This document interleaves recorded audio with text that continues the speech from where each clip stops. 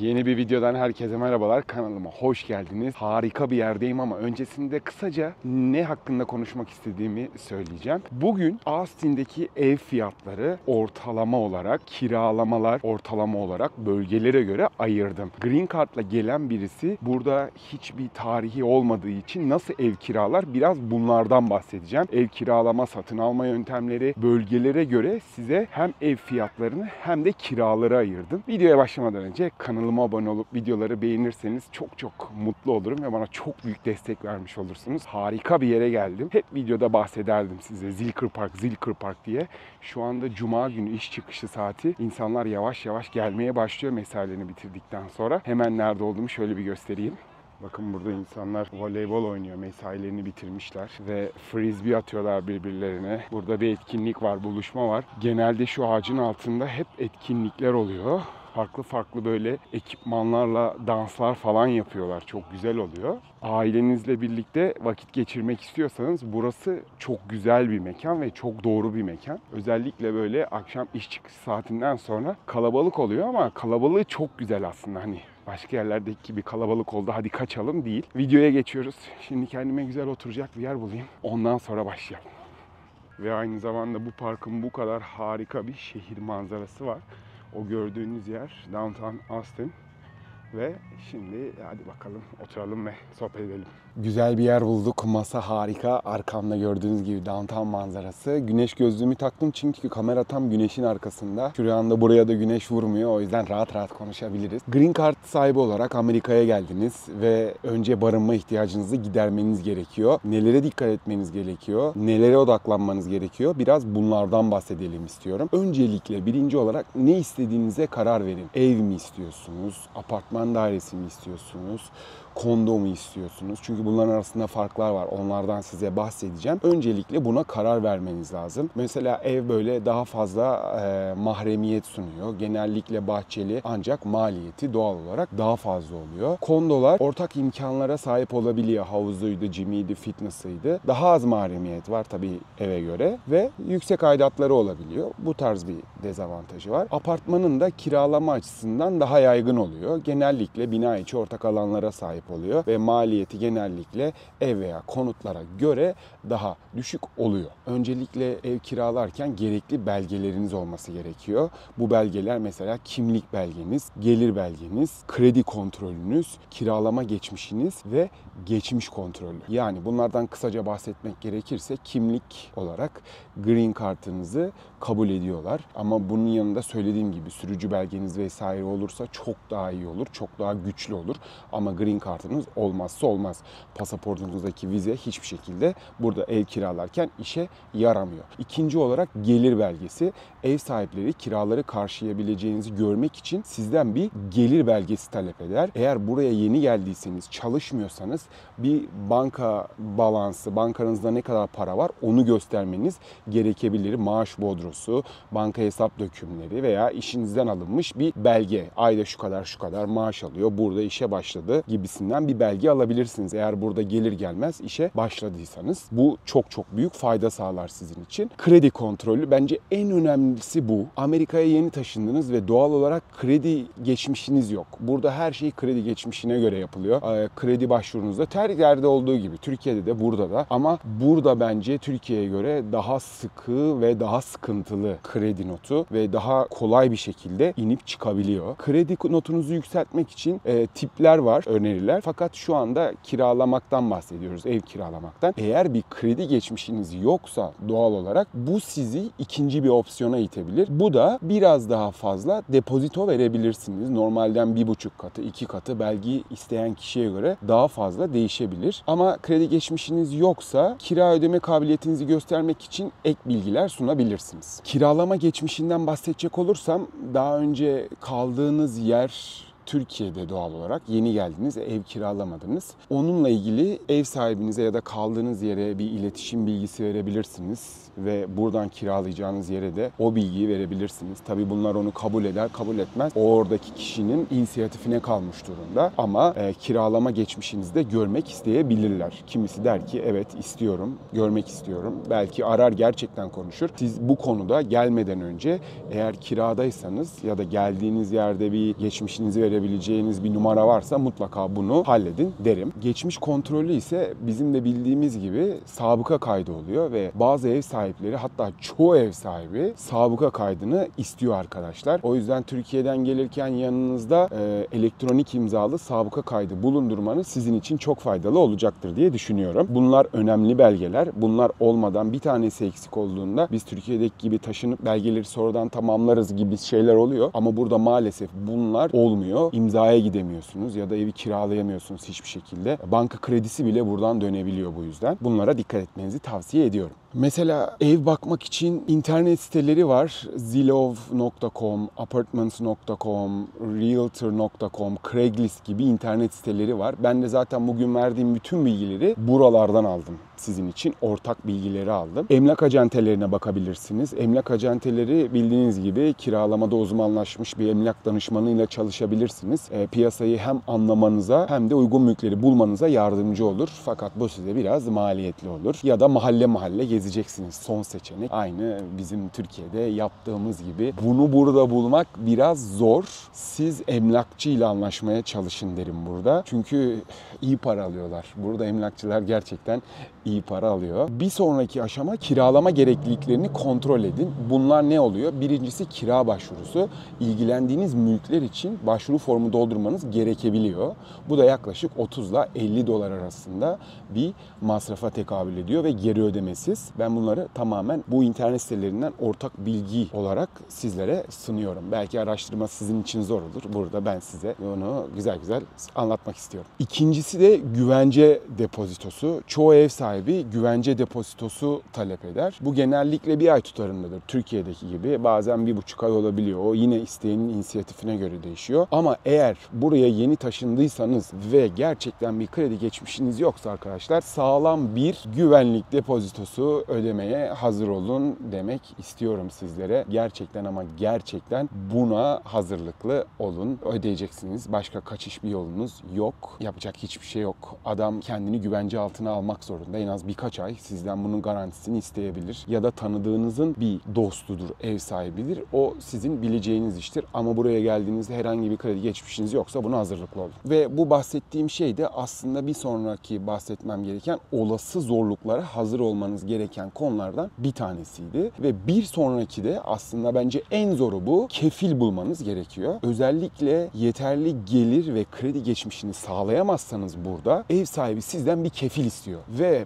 burada ya kimse kimseye kefil olmuyor. Yani birbirimizi kandırmanın bir anlamı yok. Ben yalan söylemekten veya olmamış bir şey olmuş gibi göstermekten hiç hoşlanmıyorum. Realistik olmak lazım ve gerçeklere bakmak lazım. Hayat gerçekleri gördükçe devam ediyor. Konuşamadım, kusura bakmayın. Sizden kefil istiyorlar. O yüzden kefile gelmemenizi tavsiye ediyorum. Çünkü kefil bulmakta çok zorlanırsınız. Türkiye'de kimse kimseye kefil olmuyor. Düşünün, bir de burada size kefil olacak birini bulmanız gerekebilir. Sağlam bir iş yerinde çalışıyorsanız belki iş yeri bir referans mektubu yazabilir. ABD vatandaşı veya Green Card holder olması gerekiyor bu kefil sahibinin. Ya da şöyle bir şey söyleyeyim size. Her Green Card sahibini kefil yapmayın, sponsor yapmayın. Çünkü bunların da kendi aralarında Green Card'ın mesela holder'ın notları olduğunu duydum. Yani yıl geçtikçe, burada vergi mükellefi oldukça ve vergi ödedikçe kendi notun kendi değerin de artıyor. O zaman daha yararlı oluyor senin için. Bu gelmeniz gereken en son nokta olmasını tavsiye ediyorum sizlere. Çünkü kefil olmak çok zor. Bu olası zorluklar 2 taneydi. Bir tanesi depozito, bir tanesi de bu.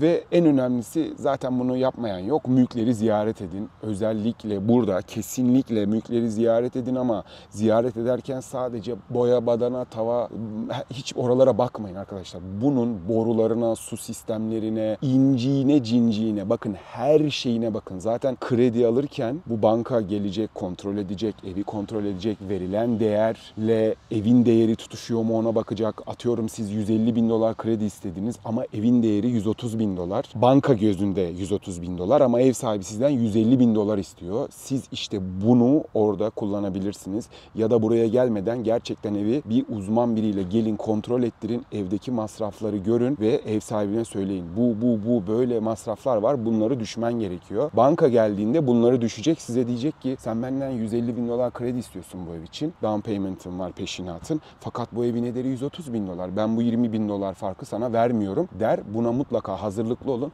O yüzden mülkleri mutlaka inceleyin. Kira sözleşmesini inceleyin dememe gerek bile yok diye düşünüyorum. Burada kira sözleşmesini kesinlikle inceleyeceksiniz ve kesinlikle haklarınızı bileceksiniz. Bakın size çok önemli bir şey söylemek istiyorum. Buraya yasa dışı yollarla gelen insanlar var. Yasal yollarla gelen insanlar var. Kefil bulamayan insanlar var. Bir şekilde ev kiralamakta zorluk çekebiliyorsunuz. Doğal insanlık hali yani. Hepimiz bu sorunu yaşayabiliyoruz. Ben biraz şanslıyım bu konuda ama herkes bu kadar şanslı olamayabiliyor. Lütfen ama lütfen burada şöyle ev kiralayan insanlar var. Ya gel ben sana katakulliyle evi kiralarım. Böyle 500 dolara olacağına ben sana 650 dolara veririm. Kefilsiz, mefilsiz, hiçbir sorunsuz, katakullisiz. Fakat o evi kiralıyorsunuz, tamam mı? Arada bir katakulli var ya, karşı taraf sizden bir avantaj sağladı. O avantajı nasıl kullanıyor biliyor musunuz? Mesela klimanız bozuldu ve klimanızı yaptırmanız lazım. Apartman dairesinde oturuyorsunuz ve bir apartmanın yönetimi var, management'ı var. Burada böyle site gibi düşünün. Sitenin ortasında bir management building var. Orada geliyorsunuz, şikayetlerinizi, sorunlarınızı bildiriyorsunuz. Adam yapmıyor onu. 3 ay geçiyor. Nasıl olsa biliyor şimdi. Sesini çıkartamaz, şikayet edemez, onu yapamaz, bunu yapamaz. Bakın kira sözleşmesini inceleyin. Kendinizi güvence altına alın. Kanunlar altında kendinizi güvence altınıza aldığınız hiçbir şeyden korkmayın. Hakkınızı sonuna kadar arayın. Mutlaka onu burada bulursunuz. Zaten buraya gelme sebebi insanların da aradığı hakkı bulma yüzdesinin başka yerlere göre daha yüksek olması diye düşünüyorum. Onu burada bulursunuz. Kesinlikle kira sözleşmesini iyi inceleyin. Ondan sonra her şeye anlaşırsanız sözleşmeyi imzalayın ve taşının yani. Bu kadar basit.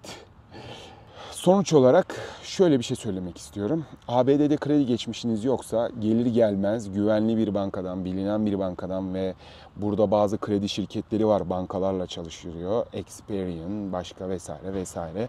Bu kredi şirketlerinin çalıştığı bankaları bakabilirsiniz. Bu bankalardan kredi kartı çıkartın. Ben de aynısını yaptım. Farklı ülkelerde 12 yıl önce de yaptım. Kanada'da da yaptım, burada da yaptım, Katar'da da yaptım. Düşük büyük kredi kartı limitine bakmayın. Zaten bankada ne kadar paranız olursa olsun hiç fark etmez. Tabii ki bazı durumlar değişiyor, yanlış anlamayın. Düşük limitle başlatıyorlar sizi genel olarak ve o kredi kartının hemen ekstresini ödeyin. Harcayın, erken ödeyin. Harcayın, ödeyin. Harcayın, ödeyin. İnternette yazıyor ya, kredi kartını ödeme, erken ödeme, şunu yapma, bunu yapma. Ya ben ödüyorum, yapıyorum. Tamam, tabii ki de taktikleri var ama kredi kartınızı hemen zamanında ödeyin. Hesap ekstresi gelsin. Hemen ödeyin. 6 ay sonra zaten yükseltiyor. Belki 6 ay kafanızı sokacak bir yer bulursunuz. Airbnb ile anlaşırsınız, otel yaparsınız vesaire. Ya da en kötü bir yıllık bir ev kiralarsınız. Kredi notunuzu yükselttikten sonra daha iyi bir yere taşınabilirsiniz. Kredi notunuzu faturalarınızı zamanında ödeyerek de yükseltebilirsiniz. Bunu sakın unutmayın. Sadece kredi kartı değil ama kredi kartı çok büyük bir etken. Çünkü kredi şirketleri buna bakıyor. Ve kiracı sigortası, bazı ev sahipleri kişisel eşyalarınızı koruyacak bir kiracı sigortası isteyebilir. Bu sigorta genellikle ayda 10 dolar 20 dolar arasında değişiyor. Size şimdi kondo ile apartman arasındaki farkı çok kısa bir şekilde anlatacağım.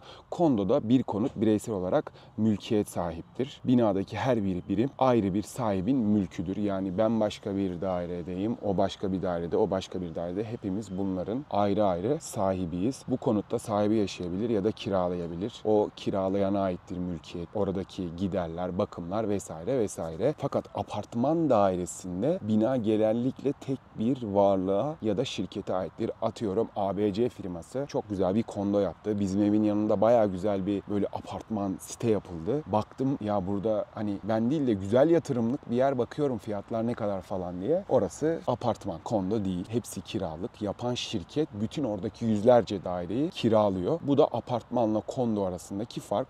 Orada tamamen bütün sorunlar, giderler, her şey şirkete, o varlığa ait. ABC firmasına ait. Bu ikisinin arasındaki fark. Şimdi size biraz ev fiyatlarından bahsetmek istiyorum. Bunu 6'ya böldüm. 6 bölgeye ve ortalamalarını aldım. Kiralıklar, satılıklar, evler, apartman daireleri vesaire vesaire. Bunu kanun olarak algılamayın arkadaşlar. Yüksek düşük fiyatlar olabilir kesinlikle. İstisnalar kaideyi bozmaz. Fakat küçük bir bakış açısı, farklı bir pencereye açmak istedim size. Gelmeden önce en azından bir bilginiz olsun diye. Birinci bölgemiz Downtown Austin. Evler yaklaşık olarak 1,2 ile 2,5 milyon dolar arasında değişiyor. Bu da doğal yani. Downtown'un şu arkamda gördüğünüz güzel güzel manzaranın içinde bir ev buluyorsunuz. Bu evi ucuza bulacağınızı hiç zannetmiyorum. Kondolarsa 500 bin dolarla 1,5 milyon dolar arasında değişiyor. Apartmanların kiraları ise 2200 dolarla 4500 dolar arasında değişiyor ve bunlar genellikle 1-2 yatak odaları daireler oluyor. Daha düşük fiyatlarla da bulabilirsiniz diye düşünüyorum. Ama kesinlikle daha yüksek fiyatlara da bulabilirsiniz. İkinci bölgemiz East Austin. Yani şu tarafa doğru olan bölge, kamerada görmüyorsunuz. Oralarda da evler bir tık daha ucuz downtown'a göre. 700 bin dolarla 1,2 milyon dolar arasında değişiyor. Ama sakın orayı farklı bölge, uzak olarak algılamayın. Hemen şuranın sağ tarafı. Konutlar da yaklaşık olarak 350 bin dolarla 800 bin dolar arasında büyük bir range var, aralık var. Bayağı ev bulabilirsiniz diye düşünüyorum. Burada kiralarsa 1800 dolarla 3500 dolar arasında değişiyor. Ya bu iki bölge şehrin kalbi, şehrin en pahalı merkezi ve yaşanabilecek çok güzel alanlar. Bu tarz alanları şöyle düşünün. Yani Bebek'te ev kiralayacaksınız. Aşağı yukarı fiyatları tahmin edebilirsiniz. Ya da Beşiktaş'ın sahilde böyle. Burası şehrin göbeği yani. Burada kiraladığınız evlerle Colorado Nehri'nde güneşi batırıyorsunuz ve böyle bir manzaranız oluyor. Gerçekten bence o fiyatlar verilir. Verene de güzel günlerde oturmasını diliyorum. Üçüncü bölge South Austin. Yani bu kameranın arka tarafı oluyor biraz. Oralar 800 dolarla 1,5 milyon dolar arasında değişiyor ev fiyatları. Konutlarda, apartman daireleri de 400 bin ile 900 bin dolar arasında değişiyor. Kiralarda aşağı yukarı 1700 dolarla 3200 dolar arasında ama bu 1700 dolara daireler çok çok iyi. Ben 1800 dolara oturan bir arkadaşım var. Oldukça güzel bir dairesi var. Buradan da kendisine selamlarımı iletiyorum. Dördüncü bölge North Austin. North Austin buranın en gözde bölgelerinden bir tanesi. Gelişiyor. Aileler için birebir. Hep videolarımda söylüyorum. Burada evler 600 bin dolarla 900 bin dolar arasında değişiyor ama 900 bin doların üstüne çok ev var biliyorum şahsen. 600 bin doların altına da çok harika evler var. Onları da biliyorum. Çok çok güzel evler var. 400-450 bin dolara 2-3 katlı böyle. Evet. Ayağıma bir şey battı ya. O güzel bir deal yakalayacaksınız, bulacaksınız. Umarım bulursunuz. Apartman daireleri de... Apartman daireleri de 350 bin ile 750 bin dolar arasında değişiyor. North Austin'i bildiğim için söylüyorum. Apartman daireleri çok güzel, çok sakin yerler oluyor. Ama bu domain tarafları biraz kalabalık. Ondan biraz daha üstü daha sakin. Tavsiye ediyorum. Bakabilirsiniz. North Austin'de tech freak bir insansanız yani grafik dizaynla, programla, e-commerce, e-ticaretle uğraşıyorsanız kesinlikle bu alana North Austin'e bakabilirsiniz.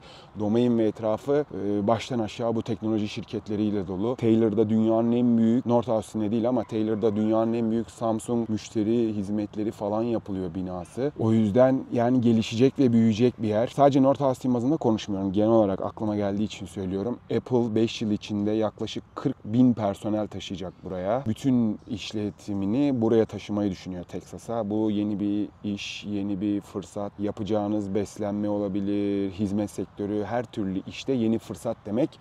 West Austin'den bahsetmek istiyorum.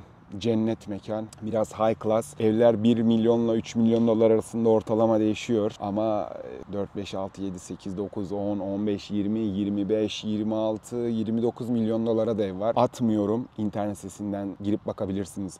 Başta söylediğim internet sitelerinden. Kondolarda 500 bin dolarla 1 milyon dolar arasında değişiyor. Bu fiyatlar Türkiye'de şimdi söylüyorum size çok yüksek geliyor ama burada 30 yıllık mortgage kredi çekiyorsunuz ve bir şekilde 2 kişi çalışıyorsanız, güzel bir işiniz varsa, mühendisseniz Westlake'de 2 kişi yaşarsınız. Çok rahat söyleyeyim. İyi bir şefseniz yaşarsınız. Ama yaşamak da iyi ayarlamanız gerekiyor. Bu aldığınız, kiraladığınız evlerin vergileri, emlak vergisini lütfen evi almadan önce iyi düşünün. Bakın şiddetle tavsiye ediyorum. Satın alacağınız yerin emlak vergisini çok iyi bakın. Yıllık giderinize çok büyük miktarda etki edecek. Sonradan zorlanacağınıza daha düşük miktara bir ev alın. Daha düşük bir emlak vergisi olsun. Cebinizi çok yakmasın. Son da banliyöler var. Bu daha demin içinde bahsettiğim aslında birkaç banliyö de burada var. Örneğin Round Rock, Cedar Park, Whitestone bunlar biraz daha böyle şehir merkezinin, kalbinin biraz daha dışında kalıyor şu çemberin en dışında. Fakat buralardan downtown'a ulaşmak çok kolay. Yani Round Rock'tan trafik olsa bile downtown'a gelmeniz 35 dakika. Çok basit yani gözünüzü korkutmasın. Downtown Austin'de yaşamak çok zor. Burada yaşamak gerçekten çok zor. Çok pahalı bir kere. Ev satın alsanız geçemiyorsunuz. Emlak vergisinden geçemiyorsunuz. Ve burada yaşamanın bir maliyeti var. Param olsa burada kesinlikle yaşamam. Yaşarım. Gençsinizdir, şehir hayatını seviyorsunuz. Şehirden kopamıyorsunuz. Eğlencenin göbeğinde olmak istiyorsunuz. Non-stop böyle tadını çıkarmak istiyorsunuz. Evet, tam gördüğünüz yer arkamda harika, eğlenmeniz için her gün, hayatınızın her günü eğlenebilirsiniz. Fakat ben biraz daha şehirden uzak kalayım, eğlenmeye gelir giderim. Banliyö hayatını seviyorum diyorsanız dışarılara bakın. Daha ucuz, daha büyük alanlara sahip olabilirsiniz. Burada banliyölerde evler 400 bin dolarla 700 bin dolar arasında değişiyor. Kondolarda 250 bin dolarla 500 bin dolar arasında değişiyor ama bu iki kategoride de yukarıda da çok ev var, aşağıda da çok ev var ama doğru vermişler. Ben baktım, bu ortalamaları aldım fakat ortalamalar doğru. Çok güzel bir şey olmuş, range olmuş. Apartman dairelerin kiraları da 1300 dolarla 2800 dolar arasında. Evet, doğru, yani doğru. Güzel bir ortalama olmuş. Bunun dışında daha önce söylemiştim zaten. Austin çok hızlı büyüyen bir yer. Burada bir teknoloji patlaması yaşanıyor ve teknolojiyle ilgili iş yapıyorsanız burası şu anda çalışabileceğiniz en güzel lokasyonlardan birisi. Lütfen buraya plan yaparak gelin arkadaşlar. Plansız gelmeyin. Sürprizlerle karşılaşabilirsiniz. Evet, istihdam var. Yok değil. Ama hiçbir yere bence plan yapmadan gitmeyin. Yani içinizi enerjik ve mutlu tutun. Pes etmeyin. Hayatta pes etmedikçe, enerjinizi güzel tuttukça göreceksiniz ki onun karşılığı sizi bulacak. Buraya kadar videomu izlediğiniz için hepinize çok teşekkür ederim. Farklı bir yerden konuşmak istedim bugün. Videoma yorum yaparsanız çok büyük destek vermiş olursunuz. İsteklerinizi yorumlarda görüyorum ve kesinlikle hepsine teker teker cevap vereceğim zamanla. Austin'in dışına da çıkmak istiyorum. Yakında Houston'a gideceğiz, San Antonio'ya gideceğiz, Dallas'a gideceğiz. Size oraları detaylı şekilde anlatacağım. Kanalım büyürse şöyle söyleyeyim size. Amerika'da ayak basmadık hiçbir eyalet bırakmayacağım. Bakın bunu çok samimi olarak söylüyorum. Kızılderililerin kabilelerine kadar gideceğiz. Zaten gittik. Kanalımda görebilirsiniz. Las Vegas'ta belki çok az Türk'ün gittiği yere gitmişizdir. Telefon bile çekmiyor. Sim kart yok yani, öyle düşünün. Farklı yerlere gideceğiz. Farklı yerleri göreceğiz. Haftaya aynı gün aynı saatte görüşmek üzere. Austin, Texas'tan herkese çok selamlar. Görüşmek üzere. Kendinize çok iyi bakın ve hoşça kalın.